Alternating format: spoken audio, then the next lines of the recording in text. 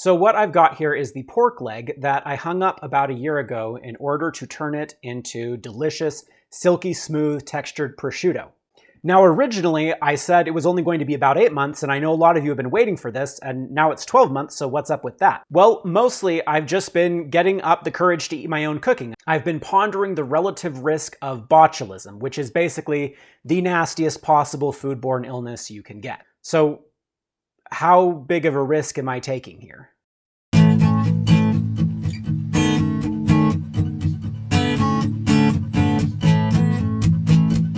To me, the most interesting thing about botulism is how common and how rare it is. That is, how rare the disease is, but how common the bacteria that causes it is.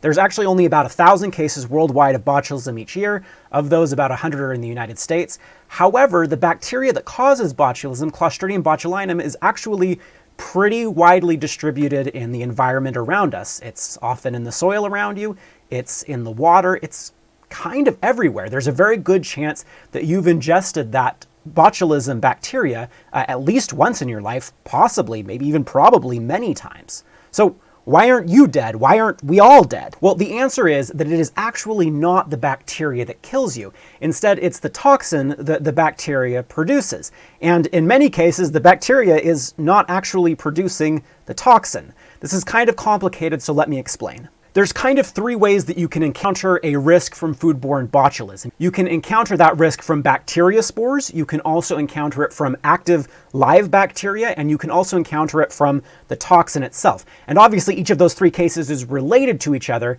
but they're all also technically distinct, and they require different precautions to guard against each one of them. So first, the bacteria spores. When that bacteria, Clostridium botulinum, finds itself in some kind of hostile environment, it actually goes dormant. It forms a hard protective shell around itself, and for potentially years at a time, it can remain inert. It's not engaging in its normal metabolic processes. It's basically in a coma. And in this form, like I said, it's inert. It's actually fundamentally harmless in and of itself. It's only when it leaves its spore form and becomes an active bacteria that it becomes dangerous. Now, 2 of the most common ways to make the bacteria go dormant and enter its spore form are a high acid environment and a low oxygen environment. So the bacteria is anaerobic. That means it does not like oxygen.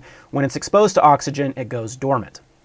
A pH of 4.6 or lower, a high acid environment, in other words, also makes it go dormant, which is why the risk from botulism when you're canning tomatoes is virtually nil. It's just too high acid for the bacteria to leave its spore form and become active. Now, you can also kill the spores outright by heating them to 250 degrees Fahrenheit for a few minutes. And this is the process that is normally used in like commercial canning in order to remove the botulism risk. Incidentally, you cannot get to that temperature with a normal water bath canning process.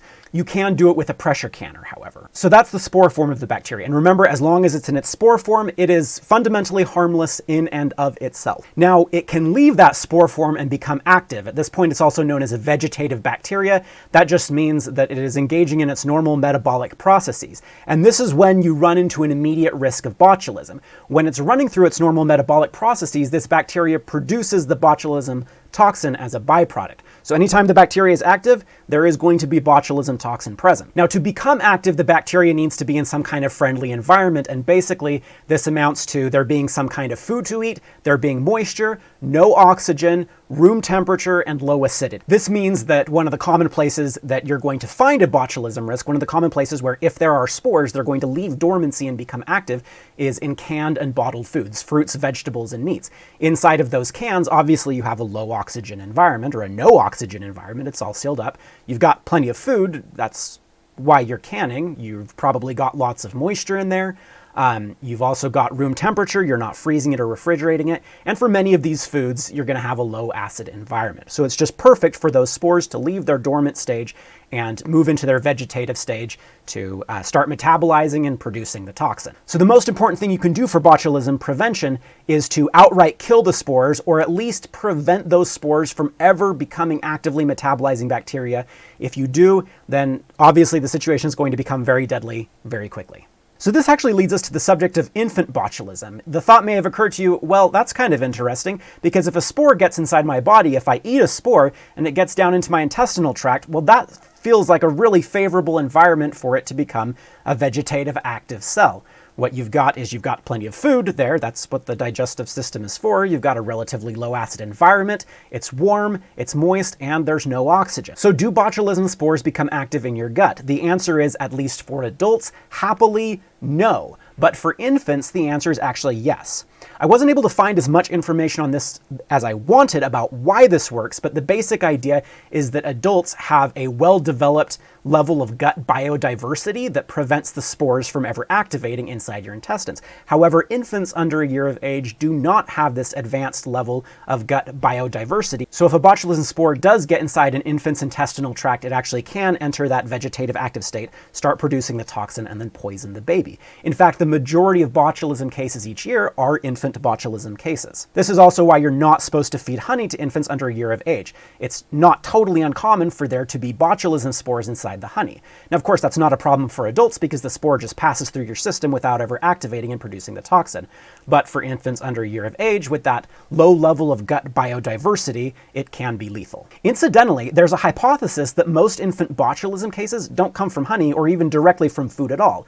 Instead, it comes from babies living near construction sites. The construction sites turn up the soil and release botulism spores into the air, where one way or another they're ingested by the infant. Now that's kind of conjecture, but I found it to be quite interesting. I actually find this to be really interesting because anyone who has spent time around small children, or perhaps even been a small child themselves at one point, knows that small children eat dirt sometimes. I can only guess that mostly by the time they get a chance to eat it, they've already developed enough intestinal fortitude to keep the spores from activating. You know, an infant under a year old is not typically released into the garden to crawl around and eat dirt, but you know, above a year or two of age when you're a toddler, you do kind of run around and eat dirt. I mean, we're all alive and we all ate dirt when we were toddlers, so... Before ending this digression, I also want to mention that there is such a thing, not just as foodborne botulism, but also wound botulism and inhalation botulism, but these are a lot more rare and they're not directly pertinent to the subject of this video, so I'm not going to talk about them anymore. So back to normal cases of foodborne botulism. Anytime the bacteria is active, that means low acidity, no oxygen, warm temperatures, moisture, and food, it is producing toxins. So the next question then is, okay, well, how dead are you, or are you likely to be if you ingest food that has been contaminated with the toxin, that's had the active metabolizing bacteria in it? And the answer is, well, you're probably pretty. Botulism toxin is, gram for gram, sometimes considered to be the most lethal toxin that we know about. It's certainly, you know, a top tier toxin at any rate. In toxicology, there's a measurement called the LD50, and that stands for lethal dose for 50% of the population that you administer the toxin to.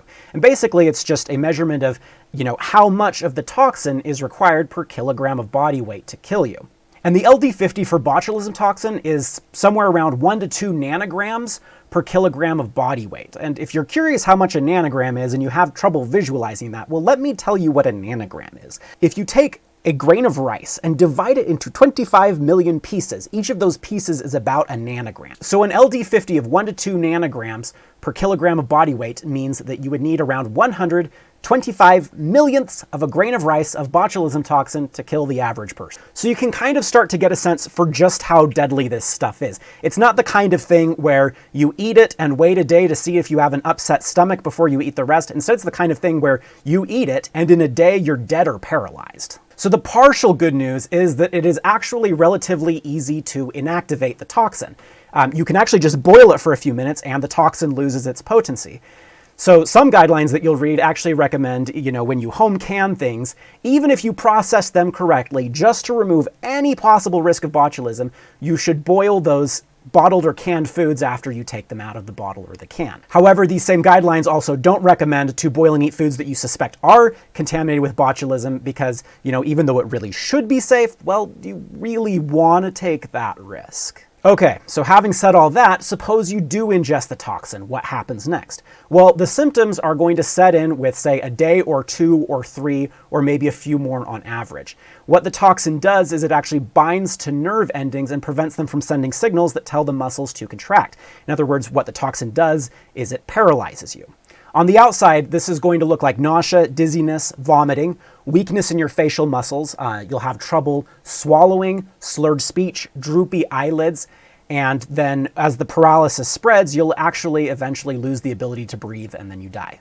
Now, if you get medical attention fast enough, there is some hope. We do have an antitoxin for this. What it does is any loose toxin that is in your body that hasn't bound to nerve endings yet, the antitoxin binds with them and prevents them from paralyzing you. However, any toxin that has already bound to your nerve endings, the antitoxin can't do anything about that. So all the damage of paralysis that has already been done by the toxin cannot be reversed by the antitoxin. What this basically means is that, in all likelihood, even your best case scenario, with the best medical treatment administered rapidly, you're still going to probably be partially paralyzed and in bed for weeks or months while your nerve endings hopefully regrow from the damage that the toxin caused. If you get quick medical treatment, then the fatality rate is around 5 to 10%. If it's untreated, then the fatality rate is around 50%. So like I said at the beginning, this is basically the worst kind of food poisoning that you can get. Oh yeah, and the icing on the cake is that the toxin is virtually undetectable except by lab experiments.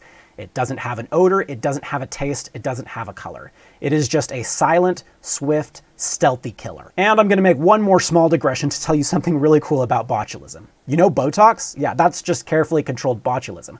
What we actually do is we inject botulism toxin into people's faces in order to partially paralyze them into being less wrinkly. Pretty cool, right? Okay, so back to my prosciutto. How big of a risk am I taking here? Well, in principle, the risk is not that large. Let's imagine how this pork leg could possibly become contaminated with botulism.